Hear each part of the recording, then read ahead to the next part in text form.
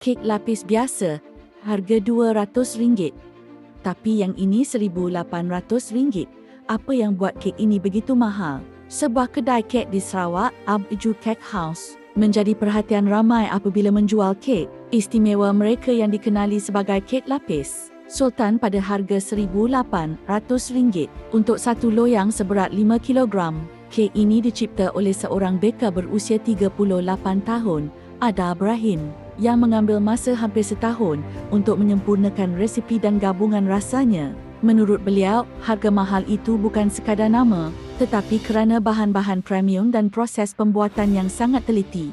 Setiap lapisan kek perlu dibakar satu persatu. Proses ini mengambil masa lebih 8 jam untuk satu loyang kerana suhu dan masa perlu dikawal dengan sangat tepat supaya tekstur setiap lapisan menjadi sempurna. Beliau berkata, kek ini bukan sekadar makanan tetapi satu hasil seni.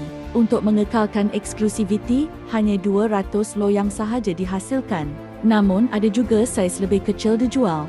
Half tray RM910, York RM310, Half box RM160, potongan kecil RM9.5. Kadang-kadang, harga yang mahal bukan kerana makanan itu sahaja, tetapi kerana masa, kemahiran dan seni di sebaliknya. Persoalannya, kalau anda ada duit, anda sanggup beli kek RM1,800.